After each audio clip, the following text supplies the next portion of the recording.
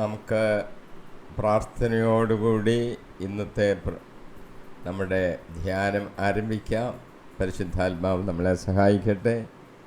കർത്താവായ യേശുവേ, ഞങ്ങളുടെ കൂടെ ഇരിക്കണം. നിൻ്റെ പരിശുദ്ധാത്മാവിനെ ഞങ്ങളിലേക്ക് അയക്കണം. അടിയൻ്റെ മേൽ പരിശുദ്ധാത്മാവിനെ തരണമേ കർത്താവേ. ഇന്ന് പരിശുദ്ധാത്മാവ് തരുന്ന വാക്കുകൾ ഉപയോഗിച്ച് നീ തരുന്ന കാര്യങ്ങൾ മാത്രം പറയാനും ആഴമായ അർത്ഥതലങ്ങളിലേക്ക് ഞങ്ങളെ കൂട്ടിക്കൊണ്ടു പോകണമെന്ന് ഞങ്ങൾ പ്രാർത്ഥിക്കുന്നു. കർത്താവേ, അനേകരുടെ ഹൃദയങ്ങളിൽ തതിക്കാനും ജീവിതത്തിലെ മാറ്റങ്ങളുണ്ടാകാനും യേശു കർത്താവിനെ രക്ഷകനായി വിശ്വസിച്ച് നിൻ്റെ മക്കളായി രൂപാന്തരപ്പെടുത്താനും ഒക്കെയുള്ള വലിയ കൃപ അനുഗ്രഹങ്ങളെ ചൊരിയണമെന്ന് പ്രാർത്ഥിക്കുന്നു. അനുഗ്രഹിക്കണമേ യേശു കർത്താവിൻ്റെ നാമത്തിൽ തന്നെ, ആമീൻ. നമ്മൾ ഇന്ന് ചിന്തിക്കുന്നത് എഫേസോസിൻ്റെ 2-ാം അധ്യായത്തിലെ 7 മുതലുള്ള വാക്യങ്ങളാണ്. 7, 8 ഞാനിപ്പം വായിക്കാം. അവിടുന്ന് യേശു ക്രിസ്തുവിൽ നമ്മോട് കാണിച്ച കാരുണ്യത്താൽ വരാനിരിക്കുന്ന കാലങ്ങളിൽ തൻ്റെ അപരിമേയമായ കൃപാസമൃദ്ധിയെ വ്യക്തമാക്കാനാണ് ഇപ്രകാരം ചെയ്തത്. 8, വിശ്വാസം വഴി കൃപയാലാണ് നിങ്ങൾ രക്ഷിക്കപ്പെട്ടത്. അത് നിങ്ങൾ നേടിയെടുത്തതല്ല, ദൈവത്തിൻ്റെ ദാനമാണ്. 7-ാമത്തെ വാക്യവും 8-ാമത്തെ വാക്യവും നമ്മൾ പഠിക്കുന്നതിൽ വളരെ പ്രാധാന്യം നൽകി നമ്മൾ മനസ്സിലാക്കേണ്ട വാക്യങ്ങളാണ്. ഈ രക്ഷ എന്ന് പറയുന്നത് അത് പ്രവൃത്തികളുടെ ഒന്നും ഫലമല്ല.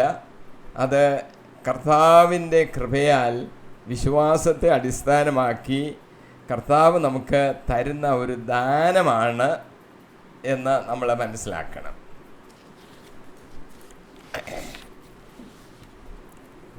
ദൈവം നമ്മളോട് കരുണയുള്ളവനാണെന്നുള്ളതാണ് 7-ാമത്തെ വാക്യത്തിൽ ആദ്യം സൂചിപ്പിക്കുന്നത്. യേശു ക്രിസ്തുവിൽ ദൈവം നമ്മോട് കാണിച്ച കാരുണ്യത്താൽ ദൈവം നമ്മോട് എത്രമാത്രം കരുണയുള്ളവനാണ് എന്ന് നമ്മൾ ഓർക്കണം. സങ്കീർത്തനത്തിൻ്റെ 17-ാം സങ്കീർത്തനം 7-ാം വാക്യം, തൻ്റെ വലത്തുകൈയിൽ അഭയം തേടുന്നവരെ ശത്രുക്കളിൽ നിന്ന് കാത്തുകൊള്ളുന്ന രക്ഷക, അങ്ങയുടെ കാരുണ്യം വിസ്മയകരമായി പ്രദർശിപ്പിക്കണമേ. യേശയ്യാ 63:7 ഇങ്ങനെ പറയുന്നുണ്ട്, കർത്താവ് നമുക്ക് നൽകിയ എല്ലാറ്റിനെയും പ്രതി തൻ്റെ കരുണയാൽ അവിടുന്ന് ഇസ്രായേൽ ഭവനത്തിന് ചെയ്ത മഹാനന്മകളെയും പ്രതി ഞാൻ അവിടുത്തെ ദയാവായ്പിനൊത്ത് അവിടുത്തെ കാരുണ്യത്തെ കീർത്തിക്കും. ദൈവം മനുഷ്യനോട് മനസ്സലിവുള്ളവൻ ആണ്. അല്ലെങ്കിൽ മനുഷ്യൻ്റെ ഇന്നത്തെയും എപ്പോഴത്തെയും ഈ പ്രവൃത്തി കണ്ട് എങ്ങനെയെല്ലാം ശിക്ഷിക്കേണ്ടതാണ്, അങ്ങനെയൊന്നും ശിക്ഷിക്കാതെ എത്രയോ മനസ്സലിവാണ് കർത്താവ് നമ്മളോട് കാണിക്കുന്നത് എന്ന് നമ്മൾ മനസ്സിലാക്കിക്കോണം. വിലാപങ്ങൾ 3:32-33 വാക്യങ്ങൾ, അവിടുന്ന് വേദനിപ്പിച്ചാലും തൻ്റെ കാരുണ്യാതിരേകത്താൽ ആ കാരുണ്യാതിരേകത്തിന് അനുസൃതമായി ദയ കാണിക്കും. അവിടുന്ന് ഒരിക്കലും മനഃപൂർവ്വം മനുഷ്യമക്കളെ പീഡിപ്പിക്കുകയോ ദുഃഖിപ്പിക്കുകയോ ഇല്ല. രക്ഷ കൃപയാലാണ് ലഭിക്കുന്നത് എന്നത് സുവിശേഷത്തിൻ്റെ അടിസ്ഥാന തത്വമാണ്. മാനസാന്തരപ്പെട്ടവനും നിയമപണ്ഡിതനുമായ പൗലോസ് ഈ അടിസ്ഥാന തത്വത്തിൽ ഉറച്ചു നിൽക്കുന്നു. നിത്യജീവൻ ദൈവത്തിൻ്റെ ദാനമാണ്. പ്രവൃത്തികളുടെ പുസ്തകത്തെ അടിസ്ഥാനമാക്കി പ്രവൃത്തികൾക്ക് പ്രതിഫലം ലഭിക്കും. എങ്കിലും സ്വർഗരാജ്യത്തിൽ ഒരാൾ പ്രവേശിക്കുന്നത് അത് കർത്താവ് ദാനമായി നൽകുന്ന ഒരു കാര്യമാണെന്ന് നമ്മൾ മനസ്സിലാക്കണം. ആർക്കാണ് അത് ദാനമായി കൊടുക്കുന്നത്? യേശു കർത്താവിനെ രക്ഷകനായിട്ട് അവനെ കർത്താവായിട്ട് വിശ്വസിച്ച് ഏറ്റുപറയുന്നവർക്ക് അത് കൊടുക്കുകയാണ്. പ്രവൃത്തി നോക്കിയിട്ട് അല്ല എന്ന് മനസ്സിലാക്കണം. യേശുക്രിസ്തുവിൽ നമ്മൾ വിശ്വസിക്കണം, അവനോട് നമ്മൾ പ്രാർത്ഥിക്കണം. നമുക്ക് ആവശ്യമായതൊക്കെയും കർത്താവ് തരിക തന്നെ ചെയ്യും. തരാതിരിക്കുന്ന ഒന്നുമില്ല. നമ്മൾ ചോദിച്ചാലെല്ലാം കർത്താവ് നമുക്ക് തരും. നമ്മൾ വിശ്വസിക്കണം എന്ന് മാത്രം. വിശ്വസിക്കുന്നവർക്കെല്ലാം കിട്ടും. എന്ത് ചോദിച്ചാലും കിട്ടും. മത്തായിയുടെ സുവിശേഷം 7-ാം അധ്യായം 11-ാം വാക്യം പറയുന്നു, മക്കൾക്ക് നല്ല ദാനങ്ങൾ കൊടുക്കണമെന്ന് ദുഷ്ടരായ നിങ്ങൾ അറിയുന്നു, എങ്കിൽ നിങ്ങളുടെ സ്വർഗസ്ഥനായ പിതാവ് തന്നോട് ചോദിക്കുന്നവർക്ക് എത്രയോ കൂടുതൽ നന്മകൾ നൽകുകയില്ല. മർക്കോസിന്റെ സുവിശേഷം 11-ാം അധ്യായം 23-ാം വാക്യം പറയുന്നു, സത്യമായി ഞാൻ നിങ്ങളോട് പറയുന്നു, ആരെങ്കിലും ഈ മലയോട് ഇവിടെ നിന്ന് മാറി കടലിൽ ചെന്ന് വീഴുക എന്ന് പറയുകയും ഹൃദയത്തിൽ ശങ്കിക്കാതെ താൻ പറയുന്നത് സംഭവിക്കും എന്ന് വിശ്വസിക്കുകയും ചെയ്താൽ അവന് അത് സാധിച്ച് കിട്ടും. അത്ഭുതങ്ങൾ പ്രവർത്തിക്കാൻ, പിശാചുക്കളെ പുറത്താക്കാൻ, രോഗികളെ സുഖപ്പെടുത്തുവാൻ എല്ലാ വിശ്വാസികൾക്കും യേശു അധികാരം നൽകിയിട്ടുണ്ട്. ഈ അധികാരം നമുക്ക് പ്രയോഗിക്കാൻ അറിയത്തില്ല. ഇതാ പലർക്കും വരുന്ന കുഴപ്പം. അധികാരം കയ്യിൽ കിട്ടിയാലും അത് പ്രയോഗിക്കാൻ അറിയത്തില്ലാത്തതാണ് നമ്മുടെയൊക്കെയും പ്രശ്നം. ഒരിക്കൽ ശിഷ്യന്മാർക്ക് പിശാച് ബാധിതനെ സുഖപ്പെടുത്താൻ കഴിയാതെ വന്ന ഒരു സന്ദർഭം ബൈബിളിൽ എഴുതിയിട്ടുണ്ട്. അവർ യേശുവിനോട് അതിന് കാരണം എന്താ? ഞങ്ങൾക്ക് പിശാചിനോട് പോകാൻ പറഞ്ഞിട്ടാവും പോകുന്നില്ലല്ലോ, കാരണം എന്താ? യേശു പറഞ്ഞു, നിങ്ങളുടെ അല്പവിശ്വാസം കൊണ്ട് തന്നെ. അല്പവിശ്വാസമൊക്കെ ഉണ്ടോ എനിക്ക് വിശ്വാസം ഉണ്ടെന്നൊക്കെ പറഞ്ഞുകൊണ്ടിരിക്കും. പറ്റത്തില്ല. ഉറച്ച വിശ്വാസം വേണം. വിശ്വാസം എന്നത് എന്താണെന്ന് ഹെബ്രായ ലേഖനം 11-ാം അധ്യായത്തിൽ നിർവചിച്ചിട്ടുണ്ട്. ആ അധ്യായം തന്നെ വിശ്വാസികളുടെ വീര പ്രവൃത്തികളുടെ അവരുടെ ഒരു പട്ടിക തന്നെ ആ അധ്യായത്തിൽ കൊടുത്തിട്ടുണ്ട്. ഹെബ്രായ ലേഖനം 11-ന്റെ 1-ാമത്തെ വാക്യം പറയുന്നത് വിശ്വാസം എന്താണെന്ന് പറയുക. വിശ്വാസം എന്നത് പ്രത്യാശിക്കുന്നവ ലഭിക്കുമെന്ന ഉറപ്പും കാണപ്പെടാത്തവ ഉണ്ട് എന്ന ബോധ്യവുമാണ്. നമ്മൾ പ്രത്യാശിക്കുന്നവ ലഭിക്കും എന്ന ഉറപ്പ്, അതാണ് വിശ്വാസം. കാണപ്പെടാത്തവ ഉണ്ട് എന്ന ആ ബോധ്യവുമാണ് വിശ്വാസം. മറ്റു പല കാര്യങ്ങളും പറയാനുണ്ട്. ഇത് വിശ്വാസത്തെ സംബന്ധിച്ച് പറയുന്ന ഒരു കാര്യമാണ്. ഇതുമൂലമാണ് പൂർവികന്മാർ അംഗീകാരത്തിന് അർഹരായത്. വിശ്വാസ വീരന്മാരുടെ പട്ടിക തന്നെ ആ അധ്യായത്തിൽ കൊടുത്തിട്ടുണ്ട്. വിശ്വാസികളുടെ പിതാവായ അബ്രാഹത്തെക്കുറിച്ച് ഇങ്ങനൊരു കാര്യം എഴുതിയിരിക്കുന്നു.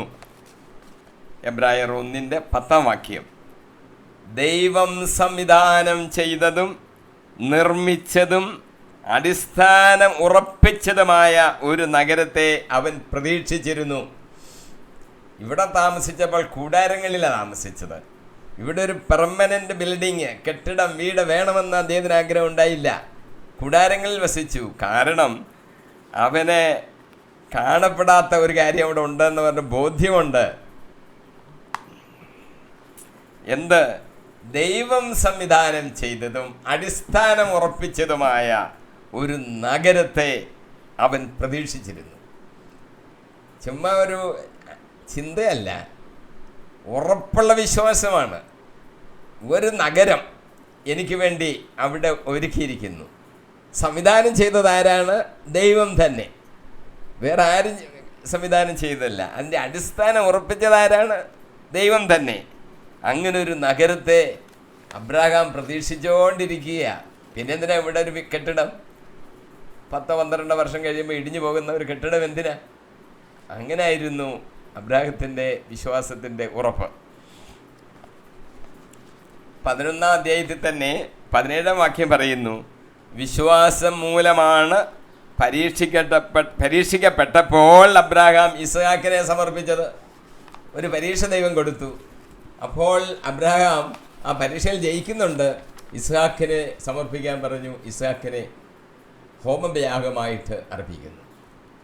ആർക്ക് തോന്നും 99 വർഷം കാത്തിരുന്ന് പ്രാർത്ഥിച്ച് ദൈവം വാഗ്ദാനം ചെയ്ത് കൊടുത്തൊരു മകനെ അങ്ങോട്ട് ബന്ധിച്ച് വിറകിൻ്റെ മുകളിലോട്ട് കിടത്തി വാളെടുത്ത് വെട്ടുകയാണ്.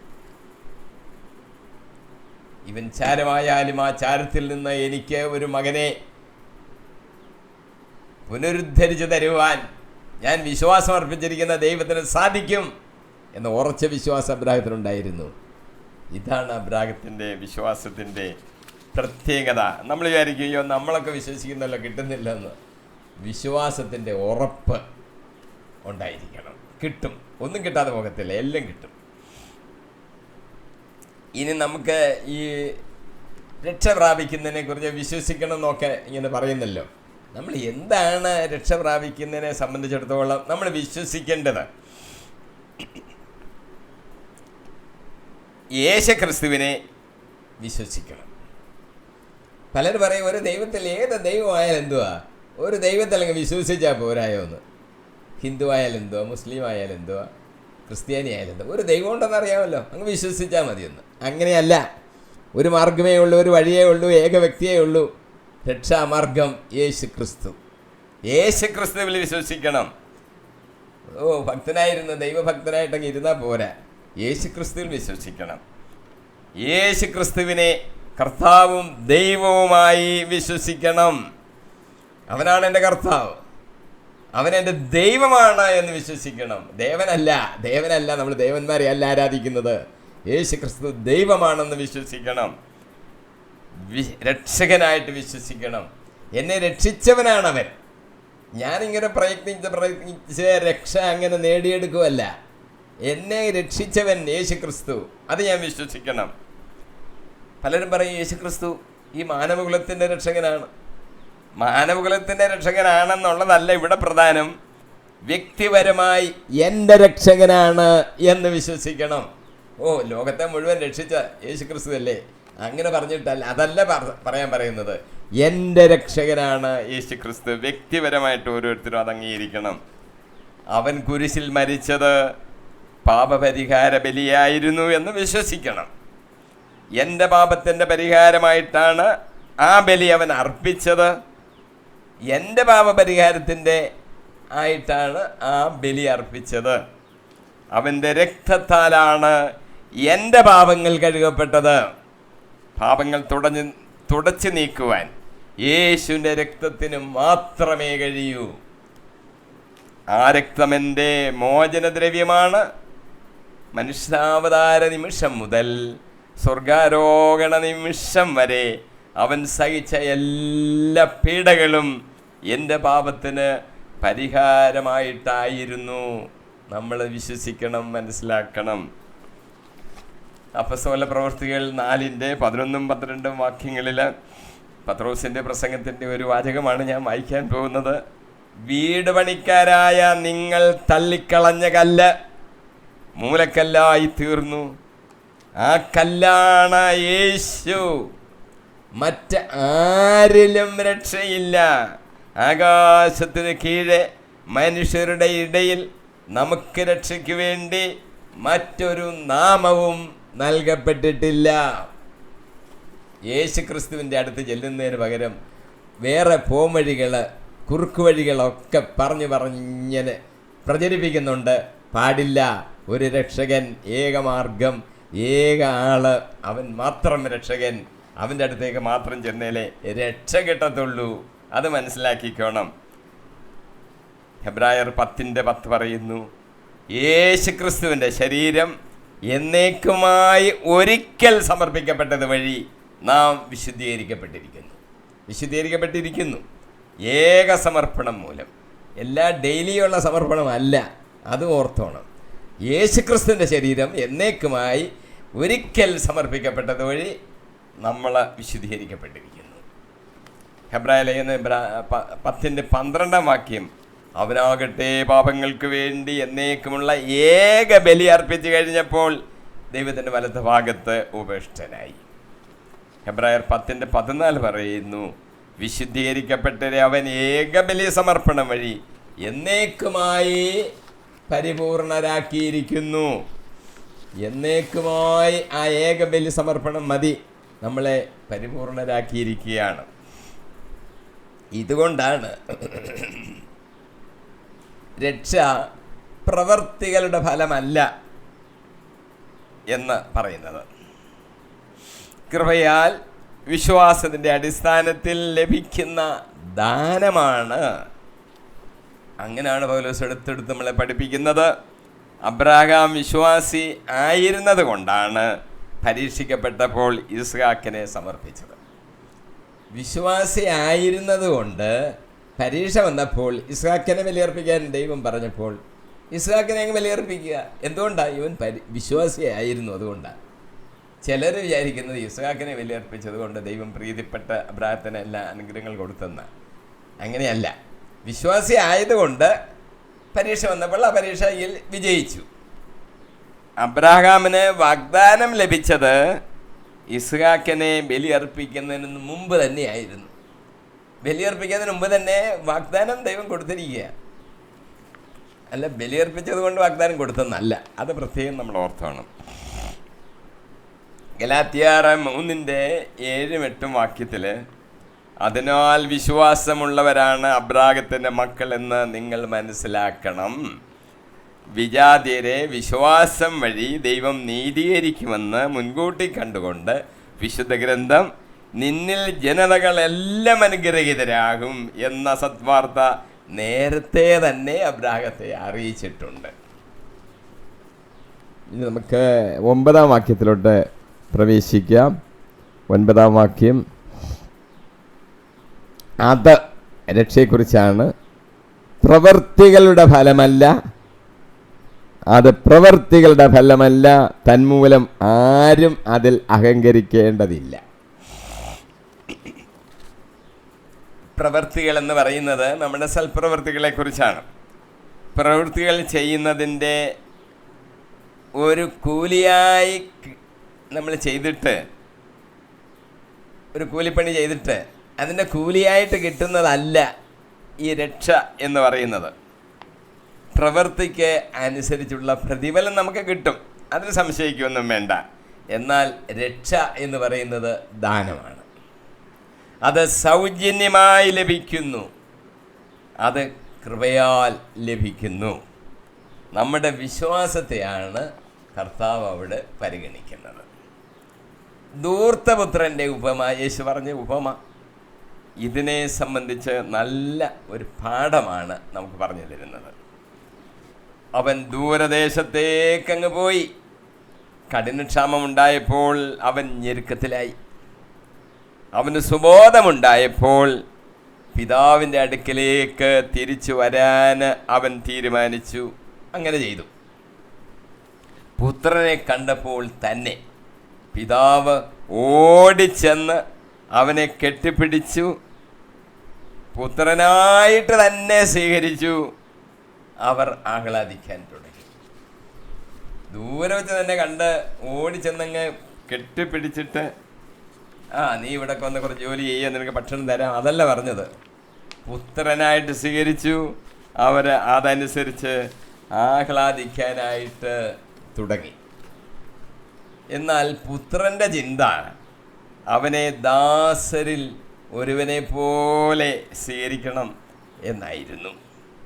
പുത്രൻ യഥാർത്ഥത്തിൽ പിതാവിനുള്ളതിനെല്ലാം അവകാശിയാണ്. ചെയ്യുന്ന ജോലിക്കുള്ള കൂലിയല്ല അവൻ വാങ്ങുന്നത്.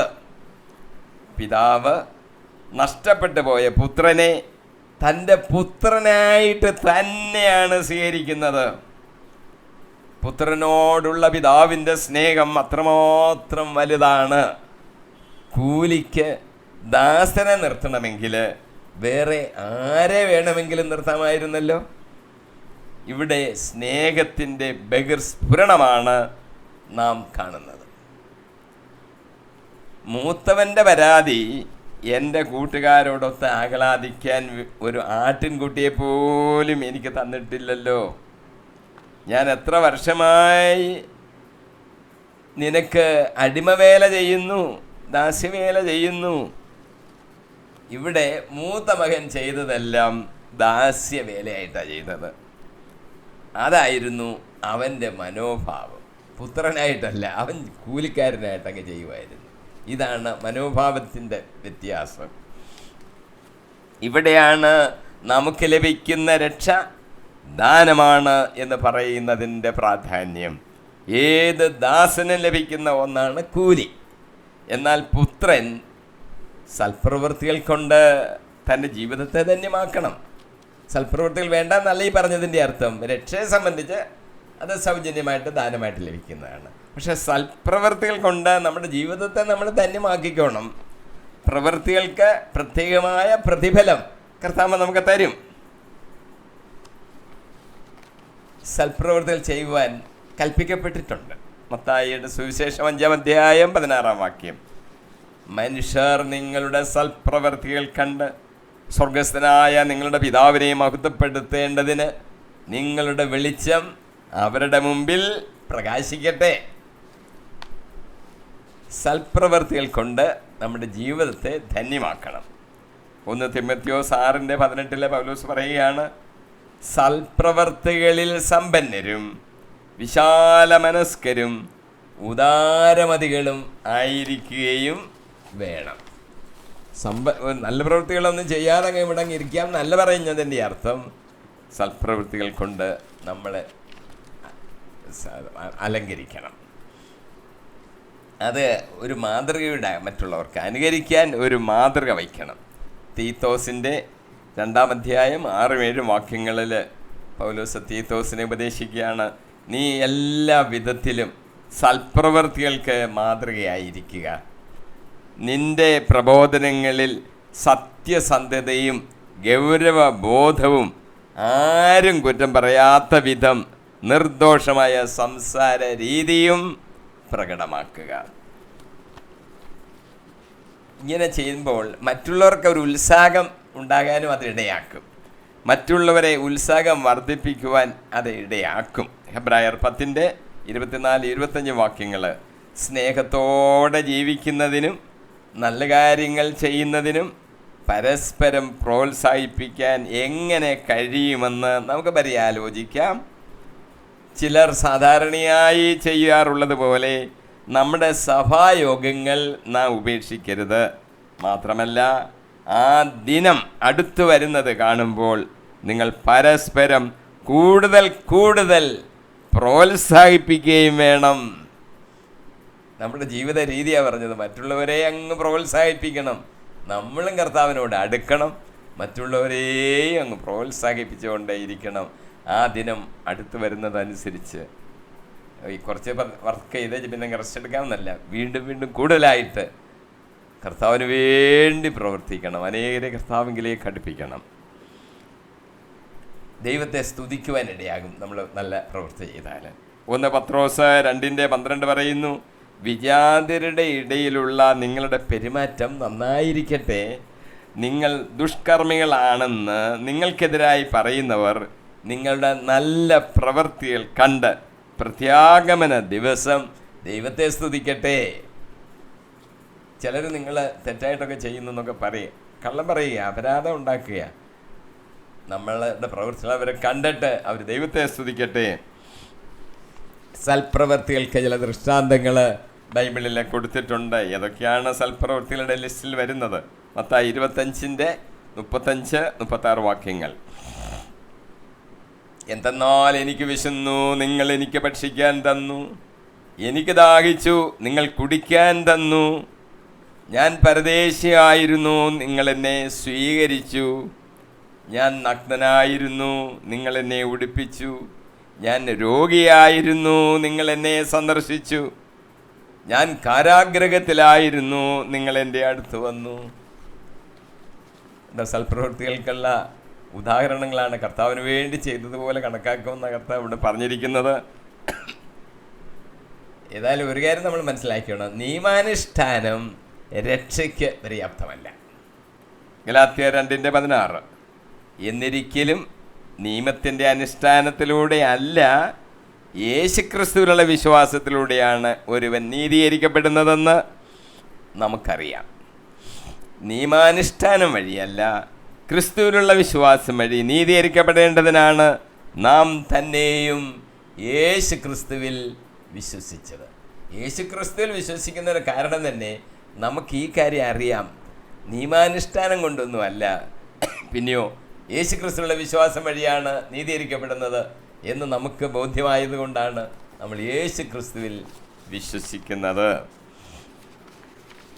ആരും രക്ഷയിൽ അഹങ്കരിക്കേണ്ടതില്ല എന്നാണല്ലോ വാചകം പറഞ്ഞിരിക്കുന്നത്. പ്രവൃത്തിയുടെ ഫലമല്ല, ദാനമായി ലഭിക്കുന്നതാണ് രക്ഷ എന്നതുകൊണ്ടാണ് അതിൽ അഹങ്കരിക്കേണ്ടതില്ല എന്ന് പറഞ്ഞിരിക്കുന്നത്. വേലക്കാരൻ തൻ്റെ കൂലിക്ക് അർഹനാണ്. കൂലി കിട്ടിയില്ലെങ്കിൽ ചോദിച്ച് വാങ്ങാം. വൈകിട്ട് കൂലി തരുന്നില്ല യജമാനൻ, അയ്യോ എൻ്റെ കൂലിങ്ങ് തന്നില്ലല്ലോ, അതിങ്ങ് തരണമല്ലോ, ചോദിച്ച് വാങ്ങാം. എന്നാൽ രക്ഷ അങ്ങനെയല്ല, അത് കൃപയാൽ ലഭിക്കുന്നതാണ്. കൃപയാൽ ലഭിക്കുന്ന രക്ഷയെക്കുറിച്ച് അഹങ്കരിക്കരുത്. ദാനമായി കിട്ടുമ്പോൾ ദാതാവിനോട് കൃതജ്ഞത കാണിക്കുകയാണ് ചെയ്യേണ്ടത്. എൻ്റെ പ്രവൃത്തികളുടെ ഫലമാണ് എന്ന് ആരും പറയരുത്, ഞാൻ നേടിയെടുത്തതാണ് എന്നാരും പറയരുത്. രക്ഷ എൻ്റെ പ്രവൃത്തികൾ കൊണ്ട് നേടിയെടുത്തതാണെന്ന് ആരെങ്കിലും കരുതുന്നു എങ്കിൽ ദൈവത്തിൻ്റെ ദാനത്തെക്കുറിച്ച് അവൻ മനസ്സിലാക്കിയിട്ടില്ല എന്ന് സാരം. കന്യക മറിയം ദൈവകൃപ നിറഞ്ഞവളായിരുന്നു. അതുകൊണ്ടാണല്ലോ ഗബ്രിയേൽ ദൂതൻ അഭിസംബോധന ചെയ്യുന്നത്, കൃപ നിറഞ്ഞവളേ സ്വസ്തി. സ്തോത്രഗീതം ആലപിച്ചപ്പോൾ മറിയം പറഞ്ഞു, ലൂക്കോസ് 1:47, എൻ്റെ ചിത്തം എൻ്റെ രക്ഷകനായ ദൈവത്തിൽ ആനന്ദിക്കുന്നു. കൃപ നിറഞ്ഞവളായതുകൊണ്ടാണ് ദൈവത്തെ രക്ഷകൻ എന്ന് മറിയം വിളിക്കുന്നത്. എൻ്റെ രക്ഷകനാണ്, അത് ഓർത്തോണം. അവൾ കൃപ നിറഞ്ഞതുകൊണ്ട് അവൾക്ക് അങ്ങനെ വിളിക്കുവാൻ സാധിച്ചു. റോമർ 9:16, അതുകൊണ്ട് മനുഷ്യൻ്റെ ആഗ്രഹമോ പ്രയത്നമോ അല്ല, ദൈവത്തിൻ്റെ ദാനമാണ് എല്ലാറ്റിൻ്റെയും അടിസ്ഥാനം. അതായത് ദൈവത്തിൻ്റെ കൃപയാണ് എല്ലാറ്റിൻ്റെയും അടിസ്ഥാനം എന്ന് പൗലോസ് ഉറപ്പിച്ച് നമ്മളോട് പറയുകയാണ്.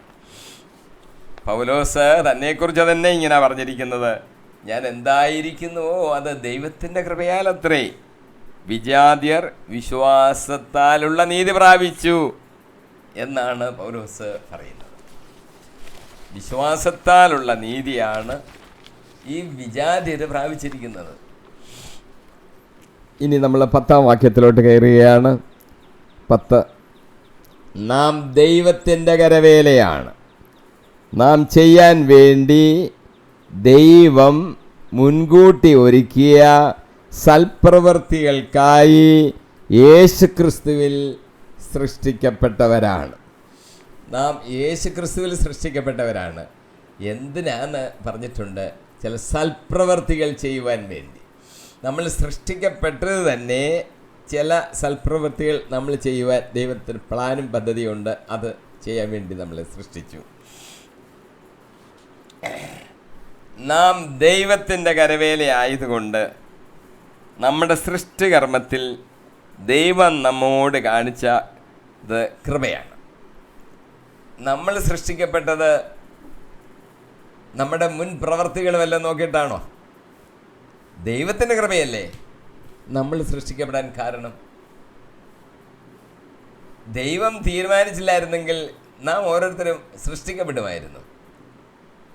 യൂദാസിനെ കുറിച്ച് യേശു എന്താ പറഞ്ഞത്? ആ മനുഷ്യൻ ജനിക്കാതിരുന്നെങ്കിൽ അവന് നന്നായിരുന്നു. നമ്മൾ ജനിക്കുന്നു, ക്രിസ്തുവിനെ അറിയാനിടയായി, ക്രിസ്തുവിൽ വിശ്വസിക്കുവാൻ ദൈവം നമുക്ക് അനുഗ്രഹം തന്നു. അവനെ നമ്മളെ രക്ഷകനായിട്ട് വിശ്വസിക്കുന്നു. അബ്രഹാം ചെയ്തതുപോലെ നമ്മളും കാത്തിരിക്കുകയാണ്. ദൈവം സംവിധാനം ചെയ്തതും നിർമ്മിച്ചതും അടിസ്ഥാനമിട്ടതുമായ ഒരു നഗരം, നമ്മൾ അവിടുത്തെ പൗരന്മാരാണ്, നമ്മളത് പ്രതീക്ഷിച്ചുകൊണ്ടിരിക്കുകയാണ്. അതിന് സാധിച്ചത് എന്തുകൊണ്ടാണ്? ദൈവം നമ്മളെ സൃഷ്ടിച്ചു കൃപയാൽ നമ്മളെ രക്ഷ പ്രാപിച്ചിരിക്കുന്നു. അതുകൊണ്ടാണ്. നമ്മുടെ ഒരു പ്രവൃത്തിയുടെയും ഫലമാണെന്ന് നമ്മൾ അഹങ്കരിക്കരുത്. അപ്പോൾ സൃഷ്ടി കർമ്മം തന്നെ, നമ്മളെ സൃഷ്ടിച്ചത് തന്നെ നമ്മളോട് കാണിച്ചൊരു കൃപയാണ്. നമ്മുടെ അസ്തിത്വം എന്ന് പറയുന്നത് അതിൻ്റെ കാരണം യേശുക്രിസ്തു അല്ലെങ്കിൽ ദൈവം തന്നെയാണ്. ഉൽപ്പത്തി 2:7 ദൈവമായ കർത്താവ് ഭൂമിയിലെ പൂഴി കൊണ്ട് മനുഷ്യനെ രൂപപ്പെടുത്തുകയും ജീവന്റെ ശ്വാസം അവൻ്റെ നാസാരന്ധ്രങ്ങളിലേക്ക് നിശ്വസിക്കുകയും ചെയ്തു. അങ്ങനെ മനുഷ്യൻ ജീവനുള്ളവനായി തീർന്നു. മണ്ണുകൊണ്ടാണ് ഉണ്ടാക്കിയത്. മണ്ണിലെ ഈ വസ്തുക്കളൊക്കെ അതിലുണ്ട്, നമ്മുടെ ശരീരത്തിനുണ്ട്. അങ്ങനെ മണ്ണുകൊണ്ട് കൈകൊണ്ട് ഇങ്ങനെ ഉണ്ടാക്കിയാൽ, ഒരു കുശവൻ ചെയ്യുന്ന ആ സാദൃശ്യത്തിലാണ് ഇത് വിവരിച്ചിരിക്കുന്നത്. നമ്മളൊരു രൂപമായിട്ട്, ഒരു വിഗ്രഹമായിട്ട് ഇങ്ങനെ ഇരിക്കും. ദൈവം ജീവശ്വാസം മനുഷ്യൻ്റെ നാസാരന്ധ്രങ്ങളിലേക്ക് ഊതിയപ്പോഴാണ് മനുഷ്യൻ ജീവനുള്ള ഒരു ജീവി ആയിട്ട് രൂപാന്തരപ്പെട്ടത്.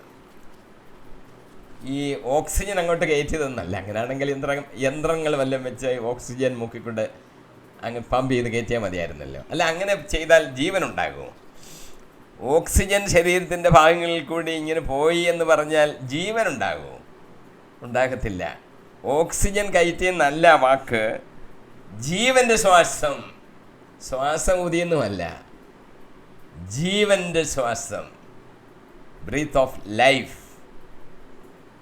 യേശു പറഞ്ഞില്ലേ, ഞാനാ ജീവൻ, വഴിയും സത്യവും ജീവനും ഞാനാകുന്നു.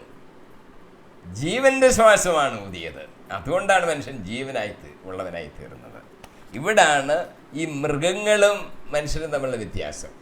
മൃഗങ്ങൾക്ക് ജീവനുണ്ട്, ഓക്സിജൻ കൊടുത്താൽ മതിയല്ലോ. ദൈവം കൊടുത്തു, ജീവൻ കൊടുത്തു, അത് ശരി. പക്ഷെ നമ്മുടെ ജീവൻ അതല്ല, വ്യത്യാസമുണ്ട്. നമ്മൾ മൃഗങ്ങളെ പോലെ ഏതാണ്ടാണെന്നൊന്നും വിചാരിക്കരുത്. വേറെ വേറെ ജീവികളാണ്. നമ്മളെ ദൈവത്തിൻ്റെ സാദൃശ്യത്തിൽ സൃഷ്ടിച്ചു എന്ന് പറയുന്നതിന് വ്യത്യാസം അതാ. നമുക്കാണ് രക്ഷ, അവനിൽ വിശ്വസിക്കുമ്പോൾ രക്ഷ. സംവിധാനം ചെയ്തിരിക്കുന്ന നഗരം നമുക്കുള്ളതാ. അതാണ് എൻ്റെ ഭാഗ്യം, കൃപ, ധനം. രക്ഷ അങ്ങനെ സൗജന്യമായിട്ട് കിട്ടുന്നു എന്നൊക്കെ പറയുന്നൊരു കാര്യം, അത് ശ്രദ്ധിക്കണം എന്ന് പറയുന്നൊരു കാരണം അതാ. നമുക്കാണ് ഈ ജീവൻ്റെ ശ്വാസം തന്ന് നമ്മളെ ഇങ്ങനെ ആക്കിയത്, മൃഗങ്ങൾക്കല്ല.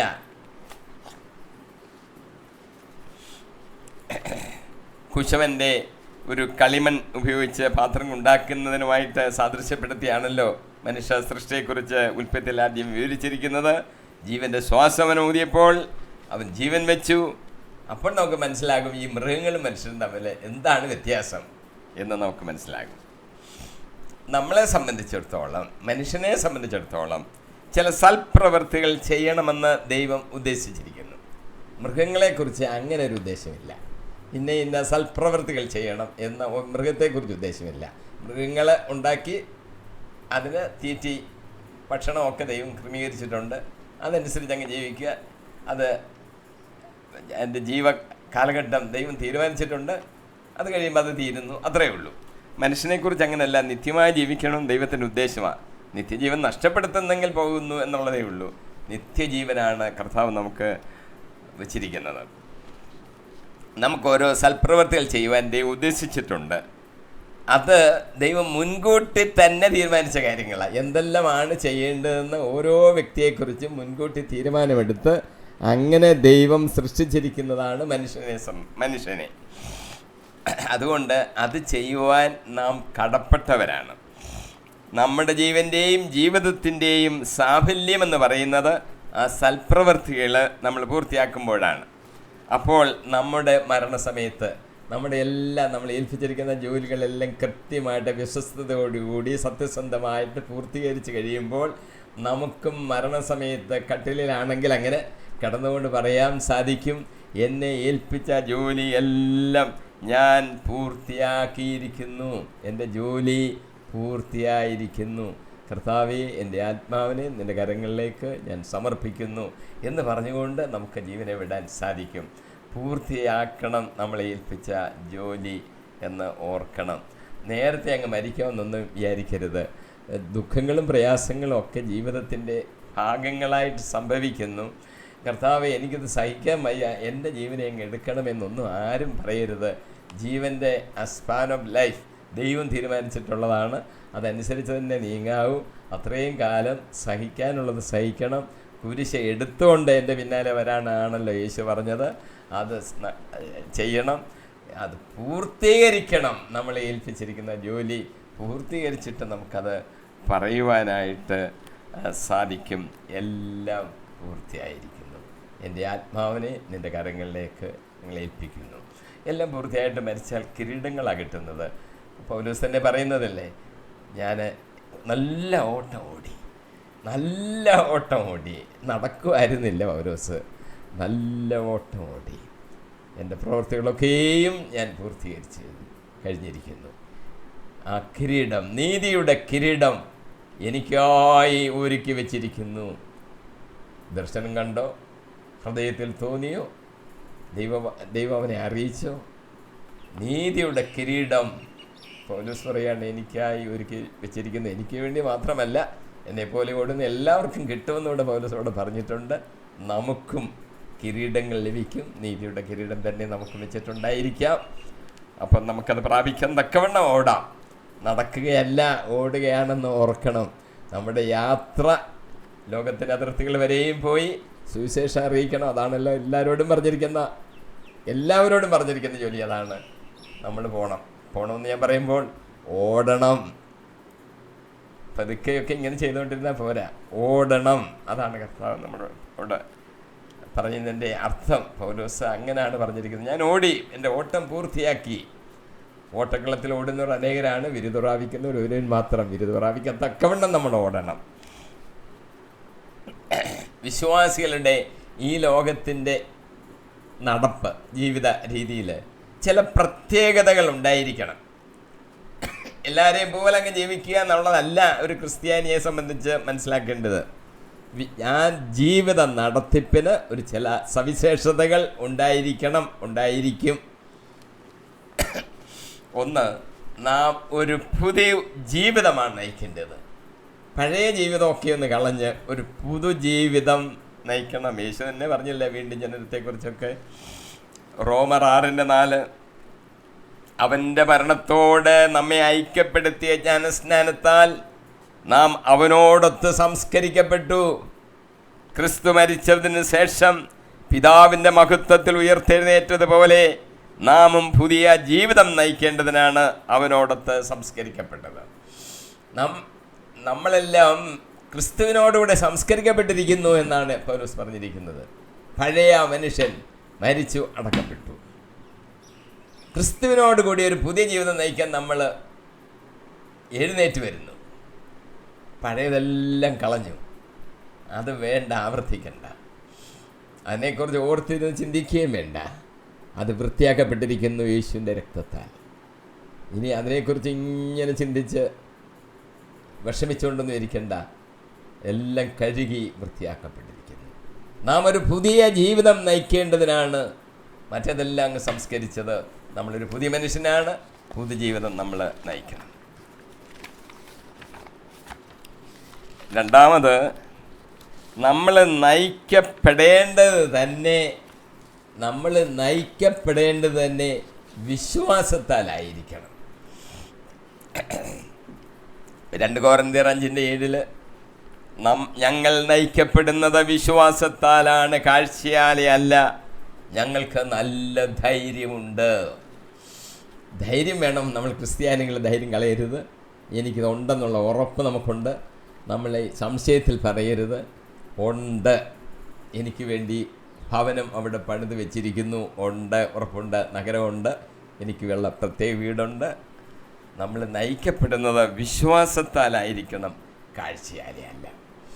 അത് യേശു പറഞ്ഞ വലിയൊരു കാര്യമാണ്. കണ്ടതുകൊണ്ട് വിശ്വസിച്ചാൽ പോരാ, കാണാതെ വിശ്വസിക്കുന്നവർ ഭാഗ്യവാന്മാർ. തോമസ് അപ്പോസ്തലൻ പ്രത്യക്ഷപ്പെട്ടപ്പോൾ യേശു പറഞ്ഞു, നീ എന്നെ കണ്ടതുകൊണ്ട് വിശ്വസിച്ചു. തോമസ് അപ്പോസ്തലൻ മാത്രമല്ല, മറ്റെല്ലാവരും 12 പേരും അങ്ങനെ ചെയ്തത്. കണ്ടതുകൊണ്ട് വിശ്വസിച്ചു. കണ്ടതുകൊണ്ട് വിശ്വസിച്ചാൽ പോരാ, കാണാതെ വിശ്വസിക്കണം. ആ കാലഘട്ടത്തിന് ശേഷമുള്ള ആ വിശ്വാസികളെല്ലാം യഥാർത്ഥത്തിൽ കാണാതെ വിശ്വസിക്കുന്നത് എന്നൊരു കാര്യം കൂടെ ഉണ്ട്. ഇത് വിശ്വാസമാണ്. വിശ്വാസത്തിൽ യുക്തിഭദ്രതയുണ്ട്. അന്ധമായ വിശ്വാസങ്ങളല്ല, അന്ധമായതൊന്നും അല്ല വിശ്വാസം എന്ന് പറയുന്നത്. അന്ധവിശ്വാസങ്ങളെ അല്ല, നടന്ന കാര്യങ്ങൾ കണ്ടവർ തന്നെ നമുക്ക് സാക്ഷ്യപ്പെടുത്തുകയാണ്. തൊട്ടു നോക്കിയ യോഹന്നാനും കണ്ട അവരെല്ലാം ഇത് പറയുന്നത്. പൗലോസ്, ദൈവത്തിൻ്റെ ദർശനം ഇങ്ങനെ ഉണ്ടായല്ലോ, ആരാ നീ പീഡിപ്പിക്കുന്ന നസറേയനായ യേശുവിൻ്റെ മുഖത്ത് ദൈവത്തിൻ്റെ തേജസ് തിളങ്ങുന്നു. ഇത് കണ്ടവനായി ഇത് പറഞ്ഞിരിക്കുന്നത്. വിശ്വസിക്കുന്നു നമ്മൾ, കാഴ്ചയാലല്ല വിശ്വാസത്താൽ. കണ്ടേ വിശ്വസിക്കൂ എന്ന് നമ്മൾ പറയരുത്. എനിക്ക് വലിയൊരു രോഗമുണ്ടായിരിക്കുന്നു, ആ രോഗം മാറ്റി തന്നാൽ ഞാൻ അങ്ങ് യേശുവിൽ വിശ്വസിക്കാം. യേശു നമുക്ക് രോഗമൊക്കെ മാറ്റി തരും, പക്ഷേ അത് കണ്ടേ വിശ്വസിക്കുകയുള്ളൂ എന്ന് പറയരുത്. അതിൻ്റെ അടയാളങ്ങളാണതൊക്കെ, പക്ഷെ വിശ്വാസം അതിൻ്റെ അപ്പുറത്തൊരു കാര്യമാണ്. കാണാതെ വിശ്വസിക്കുന്നു. കണ്ടാൽ പിന്നെ വിശ്വാസം എന്ന് പറയണം. അത് കണ്ടു കഴിഞ്ഞല്ലോ. കാണാത്തതിനെയാണ് നാം വിശ്വസിക്കുന്നത്. എൻ്റെ കർത്താവ് വിശ്വസ്തൻ, അവൻ കള്ളം പറയുകയില്ല. ഇതാണ് വിശ്വാസത്തിൻ്റെ അടിസ്ഥാനം. കാണാതെ വിശ്വസിക്കണം. മൂന്നാമത്തെ കാര്യം, ആത്മാവിൻ്റെ പ്രേരണ അനുസരിച്ച് നമ്മൾ വ്യാപരിക്കണം. നമ്മുടെ ജീവിതത്തിൻ്റെ എല്ലാ പ്രവൃത്തികളും വ്യാപാരങ്ങളെല്ലാം പരിശുദ്ധാത്മാവിൻ്റെ പ്രേരണ അനുസരിച്ചായിരിക്കണം. ഗലാത്യർ 5:16 നിങ്ങളോട് ഞാൻ പറയുന്നു, ആത്മാവിൻ്റെ പ്രേരണ അനുസരിച്ച് വ്യാപരിക്കുവീൻ, ജഡമോഹങ്ങളെ ഒരിക്കലും തൃപ്തിപ്പെടുത്തരുത്. ഓർത്തോണം, ജഡമോഹങ്ങളുണ്ട്, അതിനെ തൃപ്തിപ്പെടുത്തി അല്ല. കുറച്ച് നല്ല കാര്യങ്ങളൊക്കെ, പള്ളിയിലെ കാര്യങ്ങളും വിശ്വാസമെന്ന കാര്യങ്ങളൊക്കെ ചെയ്ത് അത് കഴിഞ്ഞ് ബാക്കി വേറെ രീതിയിലാകാം. അങ്ങനെയല്ല. നമ്മുടെ ജീവിതം മുഴുവനും നിറവിൽ ആത്മാവിൻ്റെ പ്രേരണയനുസരിച്ച് വ്യാപരിക്കണം. പള്ളിയിൽ പോകുമ്പോൾ ആത്മീയനും, വീട്ടിൽ വരുമ്പോൾ വേറെ രീതിയിലും അങ്ങനെ ആയി പോകരുത്. എപ്പോഴും പൂർണ്ണ സമയവും നമ്മൾ പരിശുദ്ധാത്മാവിൻ്റെ പ്രേരണയനുസരിച്ച് വ്യാപരിക്കണം. നാലാമത്തെ ഒരു കാര്യം, നമുക്ക് ഓരോരുത്തർക്കും ഒരു പ്രത്യേക വിളികളുണ്ട്. ആ വിളിക്ക് യോഗ്യമായ വിധം നമ്മൾ ജീവിക്കണം. എഫേസ്യോസ് 4:1 പറയുന്നു, കർത്താവിന് വേണ്ടി തടവുകാരനായിരിക്കുന്ന ഞാൻ നിങ്ങളോട് അപേക്ഷിക്കുന്നു, നിങ്ങൾക്ക് ലഭിച്ച വിളിക്ക് യോഗ്യമായ വിധം ജീവിതം നയിക്കുവീൻ. അഞ്ചാമത്തെ കാര്യം, നമ്മൾ സ്നേഹത്തിൽ വേണം ജീവിക്കുവാൻ. ക്രിസ്തു ദൈവം സ്നേഹമാണല്ലോ, ആ സ്നേഹ സ്വഭാവം നമ്മളിൽ ഉണ്ടായിരിക്കണം. പൗലോസ് പറയുന്നുണ്ട്, ക്രിസ്തുവിൻ്റെ അതേ മനോഭാവം നിങ്ങളിൽ ഉണ്ടായിരിക്കട്ടെ. മക്കൾക്ക് പിതാവിൻ്റെ അതേ മനോഭാവം ഉണ്ടാകുന്നെങ്കിൽ ദൈവത്തിൻ്റെ മക്കളായ നമുക്ക് ദൈവത്തിൻ്റെ അതേ മനോഭാവം ഉണ്ടാകണം. അപ്പോഴാണ് നമ്മൾ ദൈവത്തിൻ്റെ മക്കളാണെന്ന് പറയാൻ സാധിക്കുന്നത്. കാര്യം മനോഭാവം അങ്ങനെയായിരിക്കണം. എഫേസ്യോസ് 5:2 പറയുന്നു, ക്രിസ്തു നിങ്ങളെ സ്നേഹിച്ചതുപോലെ നിങ്ങളും സ്നേഹത്തിൽ ജീവിക്കുവീൻ. അവിടുന്ന് നമുക്ക് വേണ്ടി സുരഭില കാഴ്ചയും ബലിയുമായി തന്നെ ദൈവത്തിന് സമർപ്പിച്ചു. നമുക്കും അതേ മനോഭാവം ഉണ്ടായിരിക്കണം. കർത്താവിൻ്റെ അഭീഷ്ടമെന്തെന്ന് നമ്മൾ മനസ്സിലാക്കണം. എഫേസ്യോസ് 5:17 ഭോഷന്മാരാകാതെ കർത്താവിൻ്റെ അഭീഷ്ടമെന്തെന്ന് മനസ്സിലാക്കുവിൻ. ഏഴാമത്തെ കാര്യം, നമ്മൾ പ്രകാശത്തിൽ വേണം സഞ്ചരിക്കാൻ. 1 യോഹന്നാൻ 1:7 അവിടുന്ന് പ്രകാശത്തിലായിരിക്കുന്നത് പോലെ നമ്മളും പ്രകാശത്തിൽ സഞ്ചരിക്കുന്നെങ്കിൽ നമുക്ക് പരസ്പരം കൂട്ടായ്മയുണ്ടാകും. അവിടുത്തെ പുത്രനായ യേശുവിൻ്റെ രക്തം എല്ലാ പാപങ്ങളിൽ നിന്നും നമ്മെ ശുദ്ധീകരിക്കുന്നു. നമുക്കൊരു കൂട്ടായ്മ ഉണ്ടായിരിക്കണം. ആരുമായിട്ടാണ്? എല്ലാ മനുഷ്യരുമായിട്ടാണ് നല്ല പറഞ്ഞത്. വിശ്വാസികളായിട്ടുള്ളൊരു കൂട്ടായ്മ, ക്രിസ്തുവുമായിട്ടുള്ള കൂട്ടായ്മ, തൃത്വമായിട്ടുള്ള കൂട്ടായ്മ, പിതാപുത്ര പരിശുദ്ധാത്മാവുമായിട്ടുള്ളൊരു കൂട്ടായ്മയിൽ നമ്മളായിരിക്കണം. അത് യോഹന്നാൻ എടുത്തു പറയുന്നൊരു കാര്യം കൂടാണ്. അങ്ങനെ ആയിരിക്കണം നമ്മൾ. ക്രിസ്തുവിനെ പോലെ നടക്കണം. 1 യോഹന്നാൻ 2:6 പറയുന്നു, അവനിൽ വസിക്കുന്നെന്ന് പറയുകയും പറയുന്നവൻ അവൻ നടന്ന അതേ വഴിയിലൂടെ തന്നെ നടക്കേണ്ടിയിരിക്കുന്നു. 9ാമത്തെ കാര്യം, നമ്മൾ ഈ ലോകത്തെ ഒന്ന് സ്നേഹിക്കരുത്. 1 യോഹന്നാൻ 2:15 ലോകത്തെയോ ലോകത്തിലുള്ള വസ്തുക്കളെയോ സ്നേഹിക്കരുത്. ലോകത്തെയോ ലോകത്തിലുള്ള വസ്തുക്കളെയോ സ്നേഹിക്കരുത്. ദൈവത്തെയും മാമോനെയും കൂടെ സേവിക്കുവാൻ സാധിക്കുകയില്ല എന്ന് യേശു പറഞ്ഞതിൻ്റെ അർത്ഥം, യേശു ദൈവപുത്രൻ നമ്മളോട് പറഞ്ഞതാണ്. അത് നമ്മൾ ആഴമായ അർത്ഥത്തിലേക്ക് നമ്മൾ ചിന്തിച്ച് മനസ്സിലാക്കണം. നമ്മൾ ചെയ്യേണ്ട സൽപ്രവൃത്തികൾ അത് മുൻകൂട്ടി ഒരുക്കിയിരിക്കുന്നവയാണ്. സുഭാഷിതങ്ങൾ 16:4 കർത്താവ് ഓരോന്നിനെയും നിശ്ചിത ലക്ഷ്യത്തോടെ സൃഷ്ടിച്ചു. അനർത്ഥ ദിനത്തിന് വേണ്ടി അവിടുന്ന് ദുഷ്ടനെയും സൃഷ്ടിച്ചു. ദൈവം എന്തിനാ ഇതുണ്ടാക്കിയത് എന്നൊന്നും നമ്മൾ അങ്ങനെ ദൈവം ഇങ്ങനെ ഉണ്ടാക്കേണ്ട കാര്യമില്ലല്ലോ, അങ്ങനെ ഒന്നും ചിന്തിക്കേണ്ട കാര്യം. എല്ലാത്തിനെയും ദൈവത്തിന് നിശ്ചിത ലക്ഷ്യമുണ്ട്, അതിനുവേണ്ടി ഉണ്ടാക്കിയതാണ്. ചുമ്മാ അതിങ്ങനെ അങ്ങ് കുറച്ച് ഉണ്ടാക്കിയും കിട്ടതല്ല. ദൈവത്തിന് നിശ്ചിതമായ ലക്ഷ്യം ഓരോ സൃഷ്ടികർമ്മത്തിലും ഉണ്ട്.